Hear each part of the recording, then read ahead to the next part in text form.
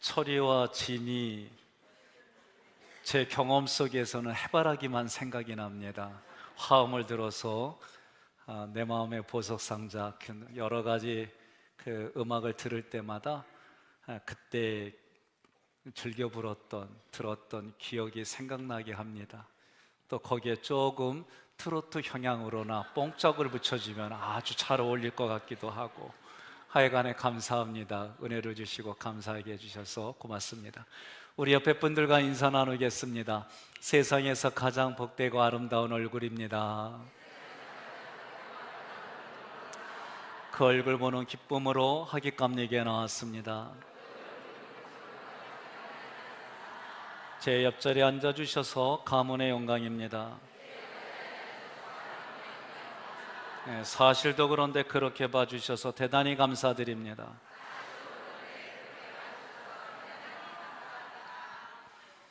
그렇게 봐주십니까?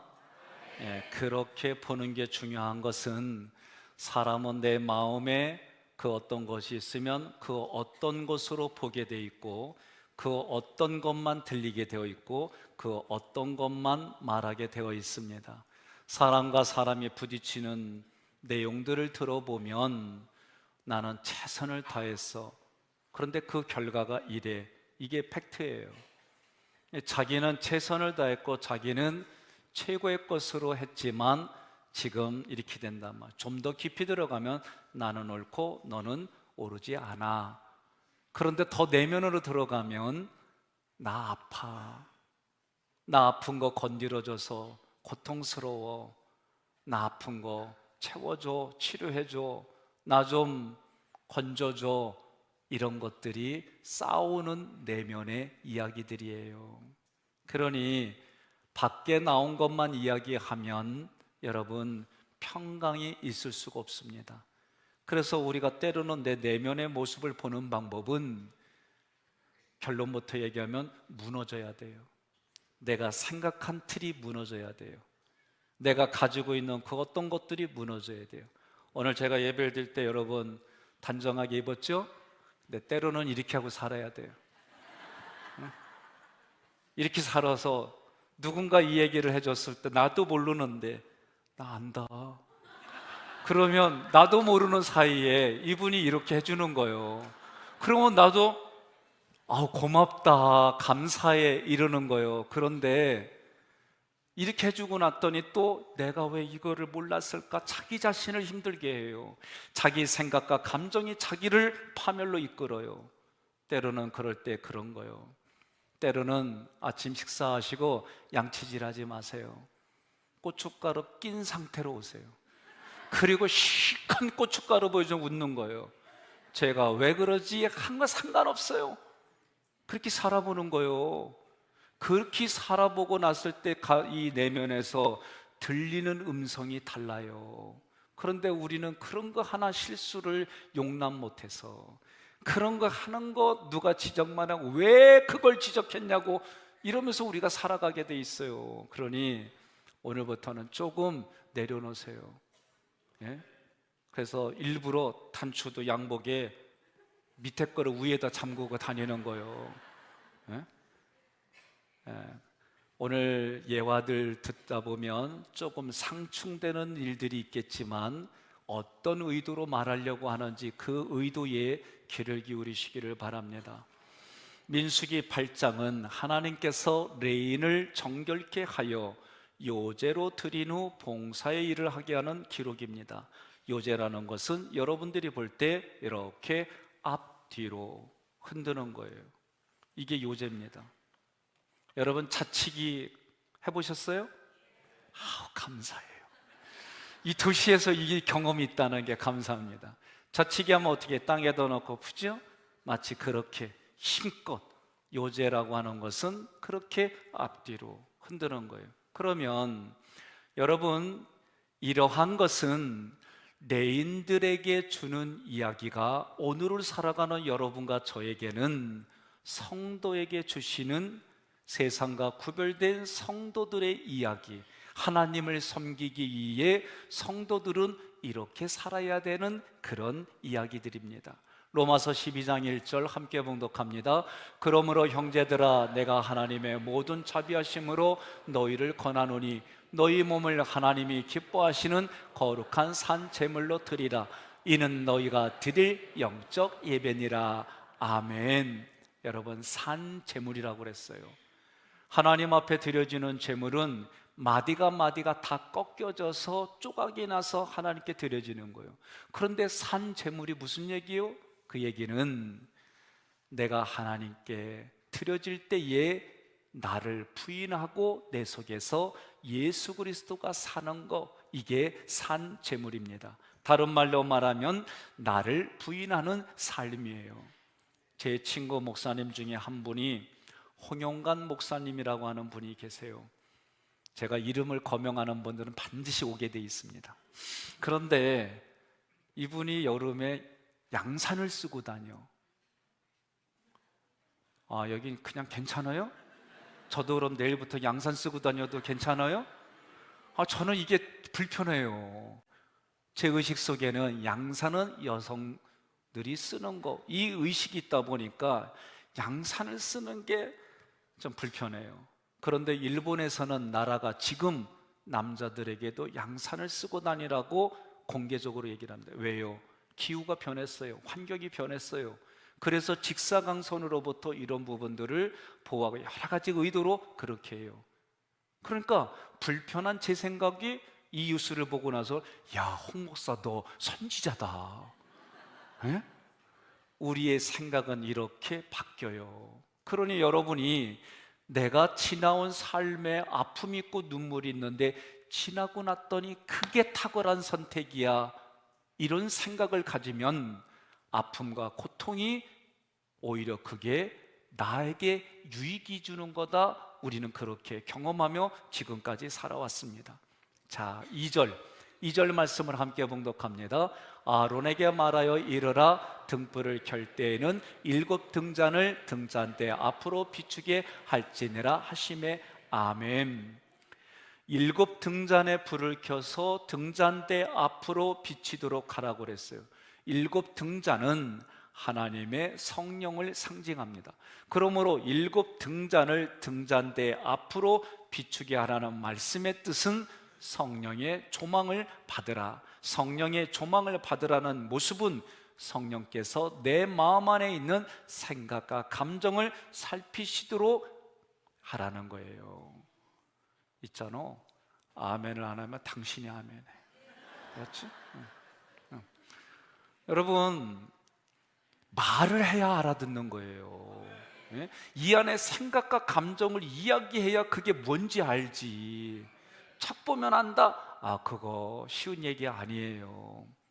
다윗이 범죄한 이후에 깊이 생각한 게 있어요. 그거는 범죄한 이후에 성령님께서 나를 떠날까 봐 그거를 가장 고민했어요. 시편 139편 1절로 4절 함께 봉독합니다. 여호와여, 주께서 나를 살펴보셨으므로 나를 아시나이다. 주께서 내가 앉고 일어섬을 아시고 멀리서도 나의 생각을 밝히 아시오며 나의 모든 길과 내가 눕는 것을 살펴보셨으므로 나의 모든 행위를 익히 아시오니 여호와여, 내 혀의 말을 알지 못하시는 것이 하나도 없으시니이다. 아멘. 다윗이 위대한 건 다른 게 없어요.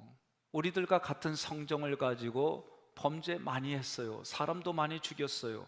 해서는 안 되는 일도 했어요. 그런데 그가 깨달으면, 하나님이 깨닫게 해주시면 그 범죄를 회개하고 돌이켰어요. 이게 다른 거예요. 여러분과 저도 이 땅을 살아가면서 다윗처럼 실수할 수도 있어요. 다윗처럼 범죄할 수도 있어요. 그러므로 내 안에 있는 생각과 감정을 성령님께 비추어서 이 생각과 감정이 잘못됐는지, 이것이 범죄한 것인지 알 수 있게 하라는 거예요. 여러분, 시편 51편 11절 함께 봉독합니다. 나를 주 앞에서 쫓아내지 마시며 주의 성령을 내게서 거두지 마소서. 아멘. 성령이 내 안에서 나의 생각과 감정을 비추면 우리는 깨닫게 되어 있어요. 알게 되어 있어요. 로마서 8장 27절, 마음을 살피시는 이가 성령의 생각을 아시나니 이는 성령이 하나님의 뜻대로 성도를 위하여 간구하심이니라. 아멘. 여러분, 여러분이 가만히 있으면 자기 자아가 얘기를 해요. 누구든지 간에 자기 자아하고 대화하게 돼 있어요. 그 대화할 때에 성령님과 내가 인지가 되지 않더라도 성령님이 계셔, 성령님이 함께 하셔, 내가 성령님과 대화할 거야. 그럴 때 여러분, 우리가 대화하는 것처럼 그런 경험이 없다 할지라도 내가 성령님께 꾸준하게 녹화하고 말씀하면 하나님의 말씀이 나로 하여금 깨닫고 분별하게 해주시고 알게 해주심을 믿으시기를 바랍니다. 그 성령님은 자의로 말하지 아니하고 오직 예수님을 증거하고 예수님이 말씀하신 것만 말하게 돼 있어요. 그래서 예언이라고 하는 부분들은 미래의 일을 말한다는 얘기는 지금과 그 앞의 이야기들을 말씀해 주신다, 그 얘기예요. 데살로니가전서 2장 4절 함께 봉독합니다.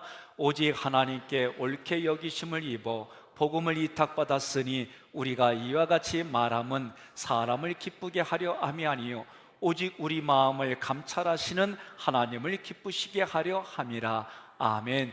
감찰이라는 이 단어는 한문을 쓰는 문화권에서 쓰는 단어예요. 그래서 감찰이라는 이 단어는 상대방을 높여서 이르는 말이에요. 상대방을 높여 이르는 그가 살펴본다, 그 뜻이에요. 그러니 우리가 성령님을 높여서 쓰는 단어로 성령님이 우리 마음 안에 생각과 감정을 살펴서 우리로 하여금 하나님이 원하시는 됨됨이로 우리를 이끌어 가시는 분이 성령이다, 그 얘기입니다. 다윗처럼 성령님께 요청하면 성령님이 우리들의 생각과 마음을 비춰줘요. 여러분, 가정에 가보면 햇빛이 들 때 창문을 통해 햇빛이 비치면 아무리 걸레질을 많이 해도 신기하게 먼지가 날아다닙니다. 그 먼지 먹는다고 죽지는 않아요.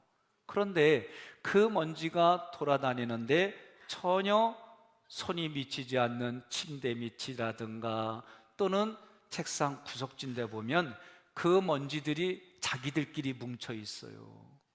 우리는 그걸 보게 됩니다. 그 먼지를 볼 때 아, 기쁘다 먼지야, 그런 분 계세요? 없어요. 그 먼지 보면 불편해요. 청소하고 싶어요. 이건 누구든지 간에 정상이에요. 그런데 여러분, 때로는 매일매일 청소한다고 그러는 분이 있으면 때로는 하루 청소하지 말고 그냥 주무세요.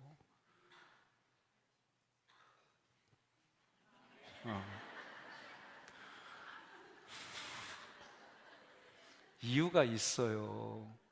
매일매일 청소하는 분은 그 청소가 기준이요.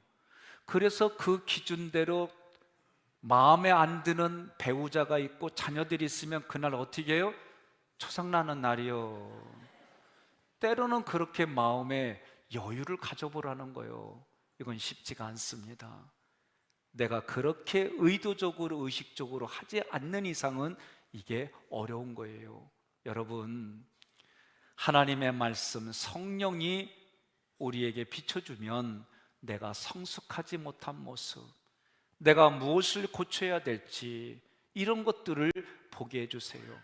또한 그 말씀을 깨닫게 해서 우리의 밖과 안이 바뀌는 거예요. 이걸 누가 하시느냐? 성령님이 하시는 거예요. 요한복음 15장 26절, 16장 13절을 함께 봉독합니다.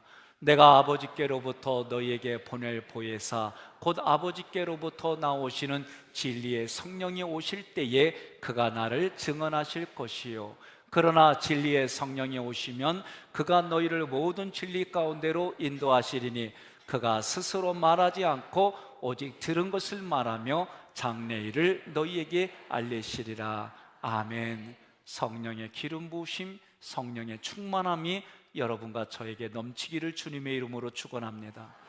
7 등대는 성령님을 상징하기도 하지만 어두운 세상을 비추는 교회를 상징하기도 합니다. 이러한 모습 속에서 등대가 계속 빛을 비칠 수 있도록 성도를 돌보는 일은 제사장이 하는 일이에요. 그래서 제가 여러분들을 돌보는 일들은 다 못해요. 그래서 저에게 선물로 주신 부목사님들이 계세요. 이 부목사님들이 다시 장로님들과 교구장과 함께 돌보는 거예요. 또 그러한 위임을 받아서 신방 도우미들이 또는 사역자들이 여러분 한 사람 한 사람을 돌보는 거예요. 제가 돌보지 않아도 좋다는 의미인지 모르겠지만 아멘을 해야지 여러분 마음을 제가 알아요. 그러니까 여러분 저랑 예배 드릴 때는 저는 짧게만 여러분에게 부탁할 거예요. 20년만 아멘 하시면 돼요. 자, 그러면 이렇게 돌본다고 하는 것은요, 제가 일방적인 게 아니에요. 서로 주고받아요. 하나님이요, 처음에는 일방적으로 했어요. 그러나 이스라엘 백성들이 출애굽한 다음에는 하나님이 사랑과 은혜를 베풀어 주면 이스라엘 백성들이 진리와 공의로 대답하는 거예요. 제 아내가 여기 있어요. 여보 사랑해요. 왜 대답 안 해? 나 삐져. 다시 할 거예요. 여보 사랑해요. 아니 고개만 하면 안 된다니까. 사람들이 들어야 돼. 여보 사랑해요. 여긴 안 들려. 크게 좀 해봐. 여보 사랑해요. 아 그래요. 이래야 제가 마음이 기쁜 거요. 감사합니다. 그러면 이게 웃은 게 아니에요. 나도요 아내한테만 이거 바라느냐? 아니요, 장로님 사랑해요. 근데 왜 방장로님 안 해요? 나 삐졌어. 김 목사님 사랑해요.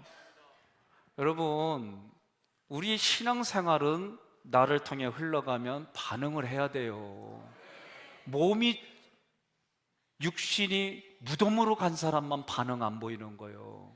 그러면 서로가 이런 부분들이 있어야 되는 거예요. 저도 여러분에게 하나님의 말씀을 잘 준비하고 그렇게 살려고 애를 쓰지만 그 애씀이 여러분들을 통해서 저에게도 올라와야 돼요. 우리 목사님들도 마찬가지예요. 목사님들이 그게 흘러가면 여러분들이 그렇게 흘러가는 거예요. 이런 교회가 여러분 건강한 교회입니다. 레위기에서 5대 제사 7대 절기는 복음을 말해요. 그럴 때 소와 양과 염소는 그 재물을 끌고 온 사람이 잡아요. 그러나 비둘기는 제사장이 잡아주는 거예요. 다 의미가 있고 의도가 있어요. 마찬가지예요. 여러분과 제가 이 땅을 함께 살아갈 때 부부간에, 부모와 자녀간에 우리가 만나는 삶의 자리마다 그렇게 가면 그렇게 오는 게 있는 거예요. 그지요? 그런데 애경사는 다들 그렇게 해요. 교회에서 애경사는 예배 드리러 갈 때는 내가 그렇게 못해줘도 가서 같이 예배 드려주고, 본인이 아멘하면 다 한글로 내가 들을 거예요. 여러분 이런 부분들은 교회가 세상의 가치보다는 앞서야 돼요. 세상의 가치보다는 더 깊고 넓어야 되는 줄로 믿습니다. 성령님은 이런 일들을 할 게 누구에게 맡겼느냐? 제사장에게만 맡겼어요. 출애굽기 27장 21절 아론과 그의 아들들로 회막안 증거궤 앞 회장 밖에서 저녁부터 아침까지 항상 여호와 앞에 그 등불을 보살피게 하라. 이는 이스라엘 자손이 대대로 지킬 규례이니라. 아멘. 누구에게 줬어요? 제사장에 맡겼어요. 오늘날 교회 구조로 보면 목회자들에게 맡겼어요. 그러나 이것이 더 넓은 의미로 신약에서는 왕같은 제사장이다 우리 모두에게 얘기하는 거예요. 4절 말씀을 함께 봉독합니다. 이 등잔대의 제작법은 이러하니 곧 금을 쳐서 만든 것인데 밑판에서 그 끝까지 쳐서 만든 것이라. 모세가 여호와께서 자기에게 보이신 양식을 따라 이 등잔대를 만들었더라. 아멘. 자, 이 말씀의 의미는 하나님께서 우리를 성령이 거하는 전으로 만들 때에 갑자기 만드는 게 아니에요. 시간을 드립니다. 노력을 들입니다. 정성을 들여서 하나님이 일일이 두들겨서 등잔대를 만들듯이 여러분과 저를 그렇게 개인적으로 일일이 오랜 세월을 두고 하나님이 원하는 인격의 됨의 상태로 이끌어 가신다, 그 얘기입니다. 어느 날 갑자기 은혜 받았다고 인격이 변화되지 않습니다. 오랜 세월 동안 하나님이 연단하시고 다듬으셔야 나의 인격이 만들어지는 거예요. 제가 오늘 하객교회 담임 목사가 있기까지는 50여 년이 넘는 세월이 저에게 걸린 거예요. 그래서 저는 가끔 이 생각하면 늘 저의 경험 속에 생각나는 시는, 서쪽새가 그렇게 울은 이유가, 아침부터 그렇게 울은 이유가 이거구나, 이런 식의 시들이 생각나는 거예요. 마찬가지예요. 누구든지 간에 자기가 경험한 걸 가지고 항상 내 삶의 사건이 이루어지고 만나는 겁니다. 그 경험이 하나님을 만나면 하나님께서 그 모든 생각들을 하나님 만나기 위해서 이끌어왔다는 것을 깨닫게 돼요. 요셉이 그렇게 고백한 거예요. 아버지가 죽은 다음에 형제들이 두려워하고, 아버지가 죽었으니 우리도 죽은 목숨이다, 그렇게 두려워하고 힘들어할 때, 아닙니다, 하나님이 여기까지 인도하시고 하나님이 이렇게 하셨습니다, 다시 확인하여 말씀해 주는 거예요. 이런 고백이 여러분과 저의 고백이 되기를 주님의 이름으로 축원합니다. 하나님이 나를 그렇게 다루셔야 자기 왕국을 만들지 않아요. 성경을 보면 성경의 주제는 하나님의 나라예요. 하나님의 나라를 만들어야 되는데 많은 왕들이 자기 왕국을 만들려고 그랬어요. 우리가 살아가는 삶의 자리도 마찬가지입니다. 자기 왕국을 만들려고 그래요. 안 그래요? 제가 지난주에 매화감리교회 전창희 목사님을 만났어요. 제가 신학교 때 봉사하던 교회 담임 목사님 아들이에요. 아버지 목회가 얼마나 청변하고 힘들게 사시는지, 아들이 목회는 자기는 안 하겠다고 했어요. 그런 아이가 신학교 갔어요.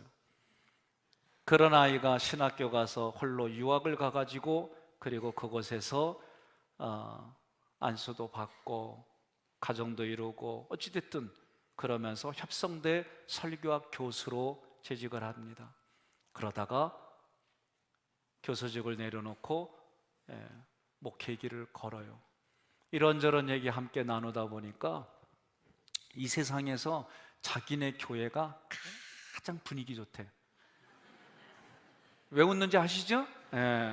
그래서 우리 교회가 그래요. 아니에요 형, 우리가 자식까 우리 교회라니까요. 그렇게 얘기를 하면서 한 가지 또 저하고 공통된 의견이 있었어요. 그게 뭐냐, 부교육자들을 최고의 최상의 실력 있는 영성 있는 목사님으로 그런 고민을 같이 나눴어요. 저는 우리 교회 신학생으로부터 부목사님들까지 앞으로 훌륭한 이 나라의 롤모델이 되는 그런 교회 담임 목사님으로 이분들이 여기서 만들어져 가는 거예요. 그러려면 배려를 해야 돼요. 저도 배려해야 되고 여러분들도 배려해야 돼요. 신학생 박한을 간사를 볼 때 앞으로 훌륭한 목회자가 될 줄로 믿고 그렇게 대우해주고 배려해주는 거예요. 이런 일들은 쉽지가 않아요. 왜? 저도요, 이 일을 하려면 참아줘야 되고, 때로는 못 본 척 해야 되고, 때로는 그렇게 저 나름대로 해야 될 일들이 있어요. 저도 자기를 드러내지 않으려고 애를 써요. 그런데 이게 잘 안 돼요. 한 번은 신방 갔다 와서 목사님 식사합시다 그래서 제가 그날따라 이상하게 집에서 아이들하고 밥을 먹고 싶어갖고 죄송하다고, 내가 오늘은 좀 가정에 식사하고 싶다고 그렇게 얘기를 하고 집에 왔어요. 문을 여니까 음식 냄새가 얼마나 향기로운지, 그래가지고 기대를 걸고 딱 했더니 설거지하고 있네. 이게 뭔 일이요? 그래가지고요 제가 삐졌어요. 화가 났어요. 말 한마디라도 좀 저녁 먹으냐고 물어보지도 않고 자기들끼리 배부른 배만 두드리고 있어. 그래갖고 내가 삐져가지고 나 밥 안 먹었어요. 아내가 반문해서 먹었어 그랬어요. 누구 손해요? 자기 손해요, 자기. 밤 12시가 넘었는데 자다가 깼어, 배고파가지고. 여러분, 우스운 얘기 같지만 우리가 이렇게 살아요. 자기에게 자기가 생각과 감정, 사실이 팩트가 아닌 거를 붙들고 자기 생각, 자기 감정으로 자기가 자기를 아프게 하고 손해볼 짓만 해. 옆에 분에 그래요. 당신한테 얘기하는 거 아니요.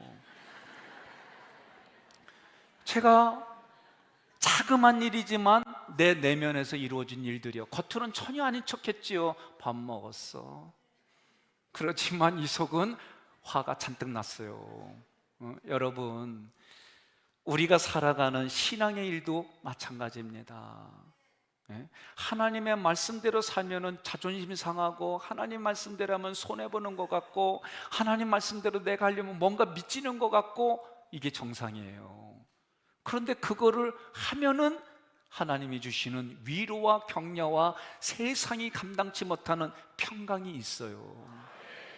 우리는 이 일들이 내 마음에서 깊이 경험되지 않으니까 순간순간 내 본능대로 살려고 하는 거예요.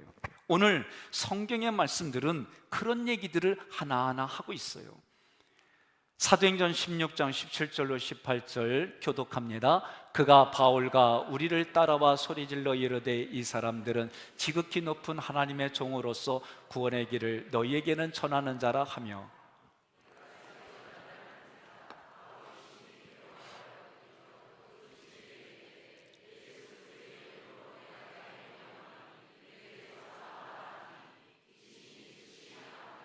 아멘.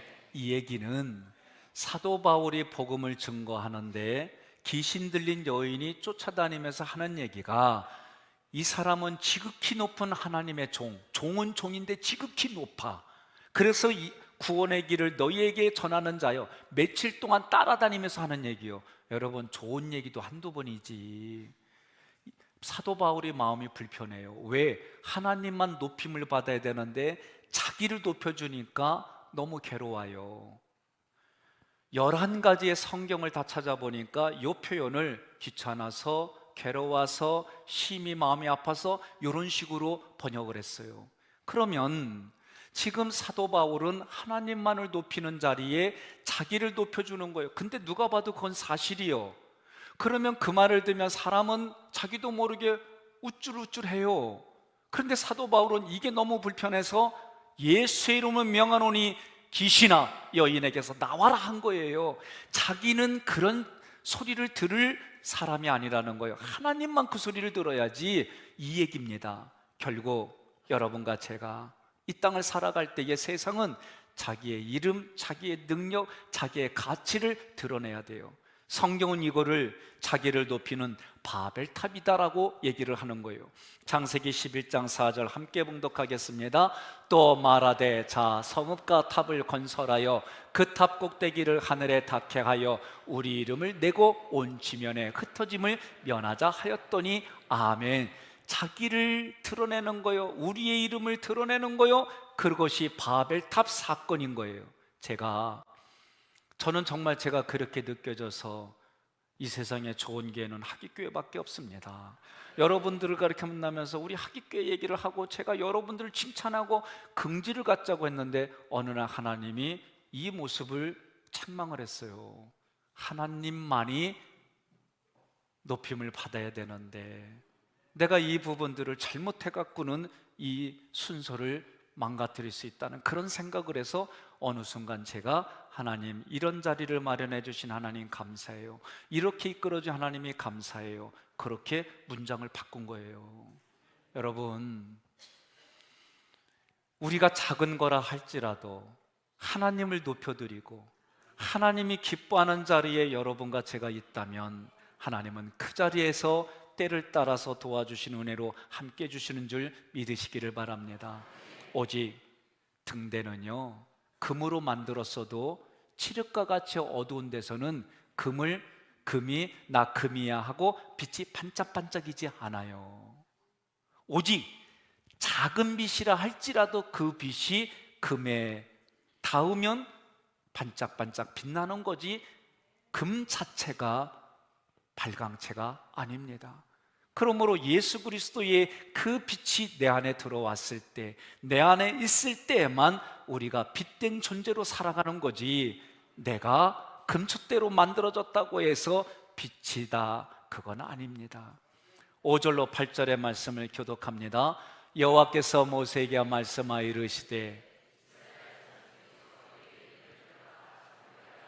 너는 이같이 하여 그들을 정결하게 하되 곧 속죄의 물을 그들에게 뿌리고 그들에게 그들의 전신을 삭도로 밀게 하고 그 의복을 빨게 하여 몸을 정결하게 하고 또 그들에게 숫송아지 한 마리를 번제물로 기름 섞은 고운 가루를 그 소제물로 가져오게 하고 그 외에 너는 또 숫송아지 한 마리를 속죄제물로 가져오고. 아멘.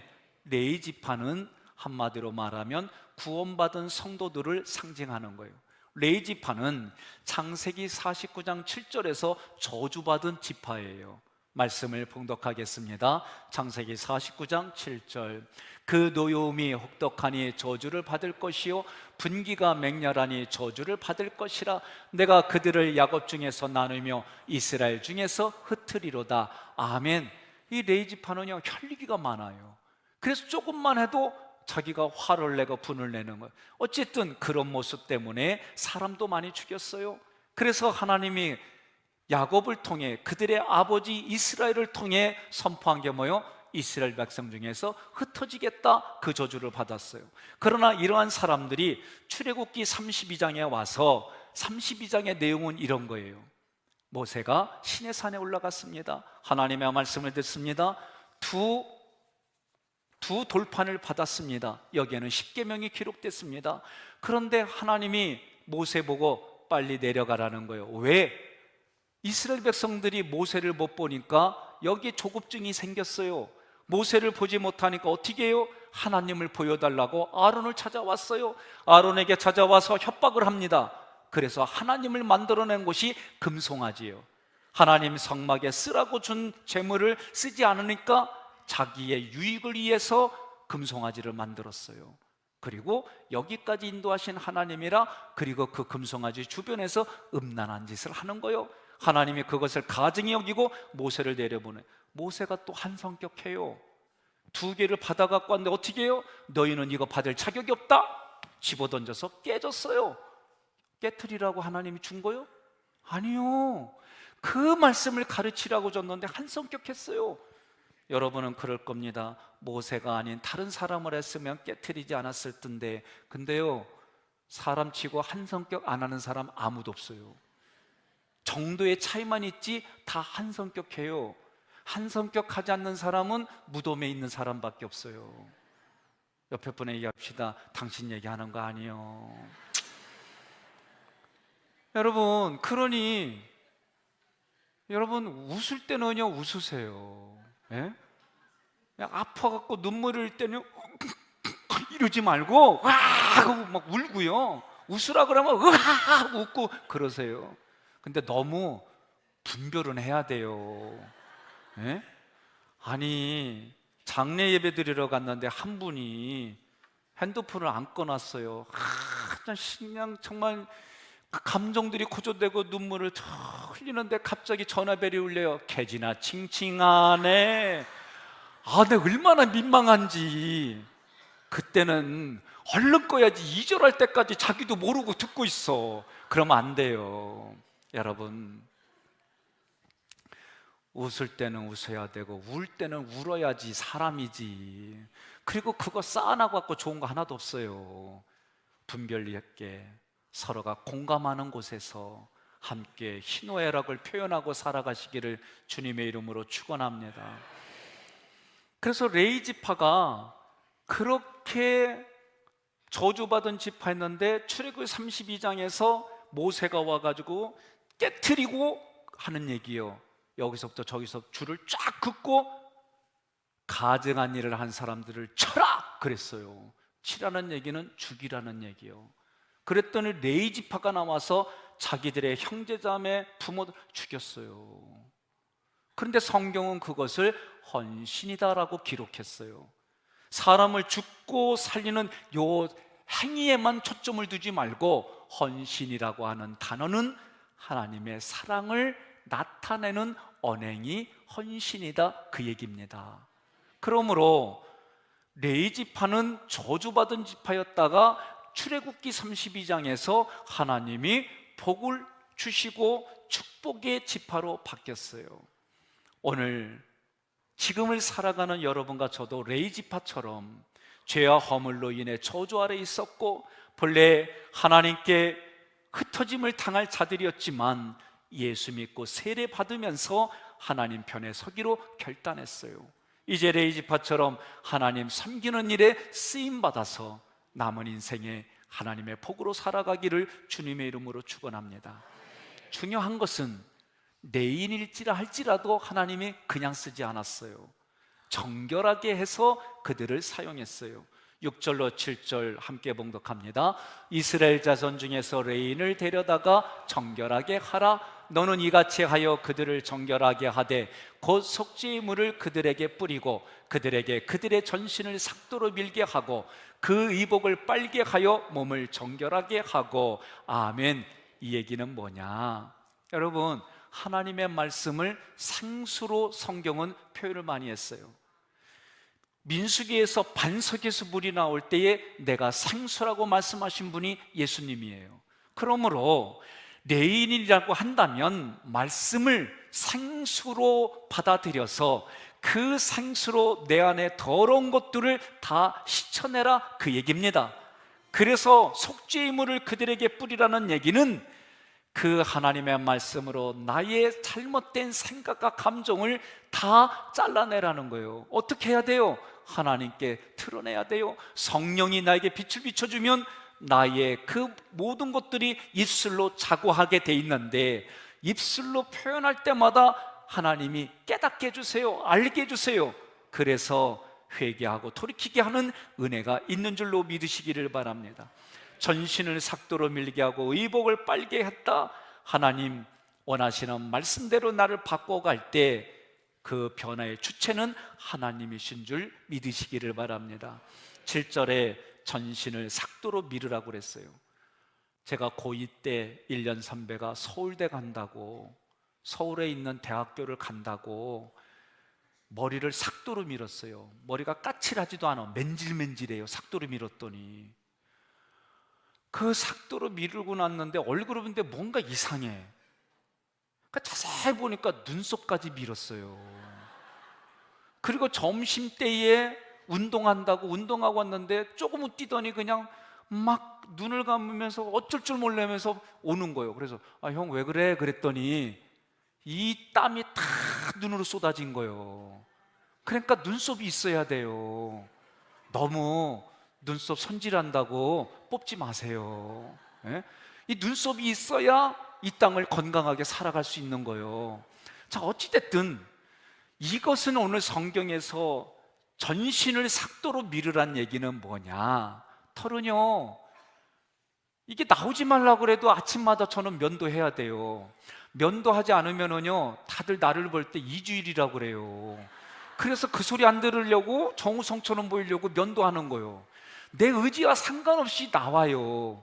2, 3주 만에 저 머리 손질해야 돼요. 나오지 말라고 그래도 나와요. 어떡하겠어요? 이 얘기는 내 의지와 상관없이 본능적으로 우리의 몸에 나오는 거예요.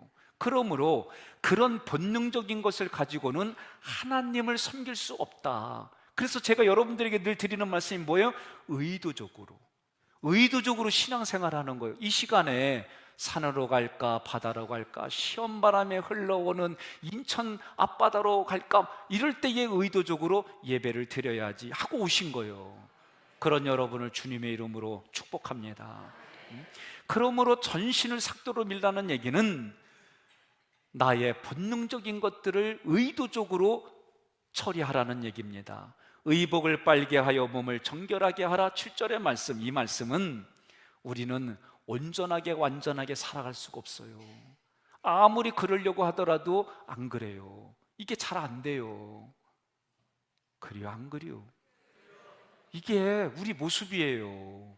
그러니 그럴 때마다 마음이 아파요.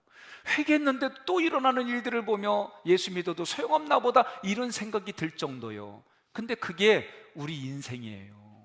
근데 사단은 그렇게 들어와 가지고 완벽주의 성격을 가진 사람들에게 그걸로 자꾸 찌르는 거예요. 여러분, 시간이 됐어요? 그러면 여러분, 여지껏 여러분들이 신앙생활이 1시간 딱 예배드리면 끝나는 걸로 익숙해져 있어요. 아니구나, 잘못 알았네. 그런데 여러분, 저는요, 제가 이게 깨진 게 뭐냐, 아프리카에 갔더니 아프리카에는요 4시간 동안 찬양하고 인제서 설교 시작해요. 말이 안 되는 부분들이 문화가 다 달라요. 그런데 내가 가지고 있는 옳고 그름으로만 가치를 가지면 여러분, 안 되는 게 너무 많아요. 제가 1시간 반 정도 예배 드리다가 힘들다고 그래갖고 1시간 15분만 예배 드리는 거예요. 얼마나 줄어들었어요. 감사하죠? 네, 이렇게 생각하면 감사한데 1시간 예배 드리다 15분 들었어. 아이고 뒷덜미야. 이게 달라요. 우리 몸은 그렇게 되게 돼 있어요. 마찬가지입니다. 우리들은 아무리 하려고 해도 내 스스로 선한 것을 할 수가 없어요. 그래서 하나님이 그런 모습, 하나님의 말씀의 기준에 미치지 못하고 힘들고 그것 때문에 아파하는 그런 우리들에게 뭐라고 하느냐? 의에 줄이고 목마른 자여라고 얘기하는 거예요. 그럴 때마다 그렇게 말씀해 주시는 하나님 앞에 눈물을 흘리시기를 주님의 이름으로 축원합니다. 8절에 함께 봉독합니다.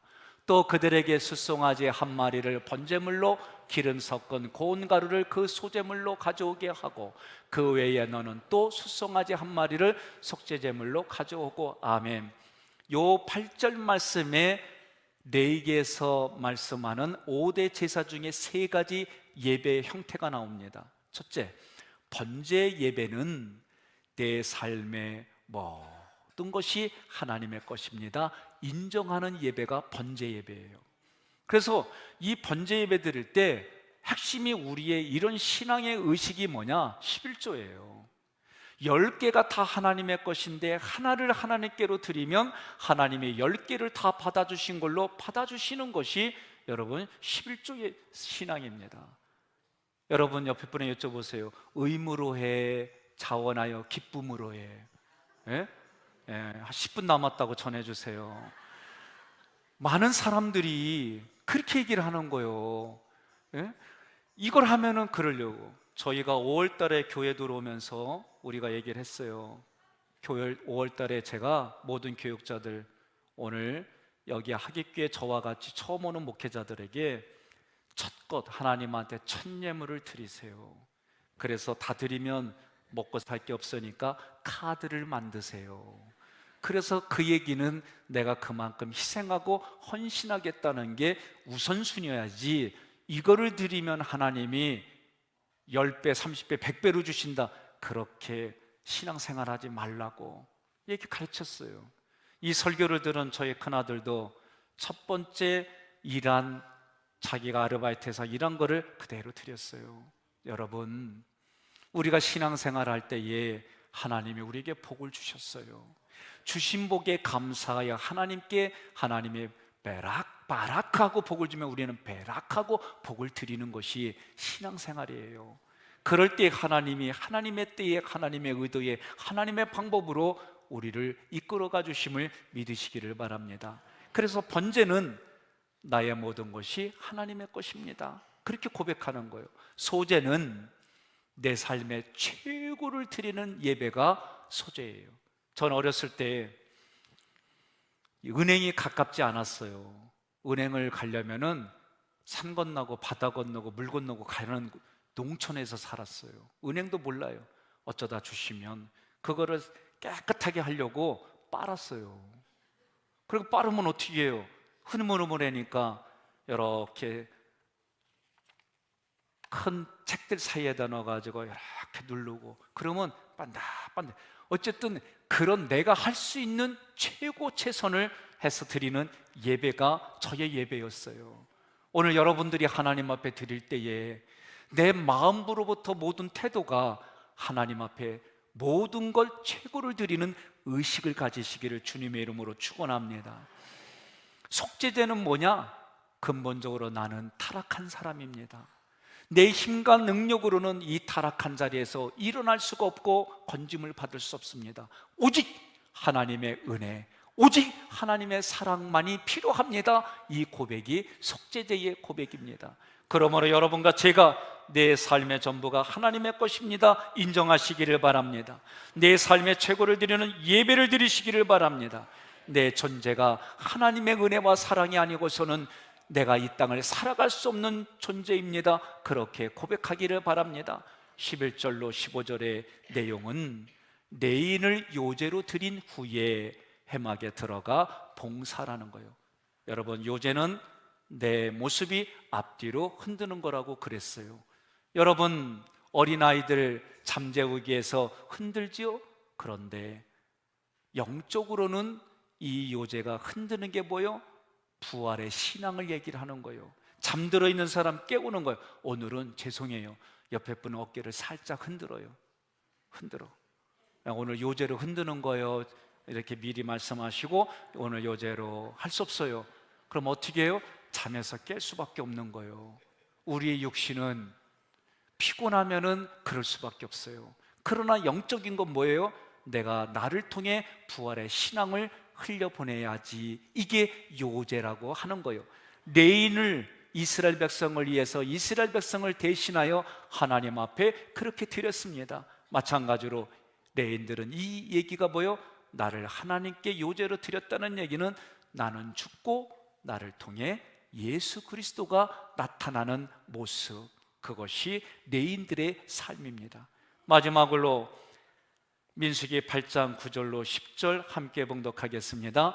레인을 회막 앞에 나오게 하고 이스라엘 자손의 온 회중을 모으고 레인을 여호와 앞에 나오게 하고 이스라엘 자손이 그들에게 안수하게 한 후에. 아멘.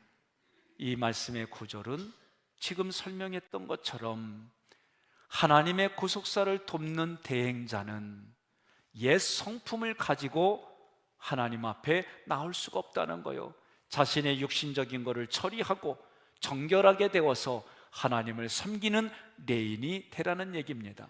민수기 8장 23절로 26절의 말씀을 보면 가장 힘 있을 때 하나님께 섬기는 자로 살아가라는 거예요. 우리는 그런 간증에 익숙합니다. 세상에서 잘 나가고 세상을 위해서 살다가 어느 날 망한 인생이 되어져서 하나님께로 돌아왔습니다. 여러분, 저는 이 모습이 죄송해요, 제가 이제 와서 보면 부끄러운 고백이에요. 내가 가장 좋을 때에, 내가 가장 힘이 있을 때에, 내가 가장 무엇이든지 좋을 때에 그때 하나님께 드리는 것이 최고예요.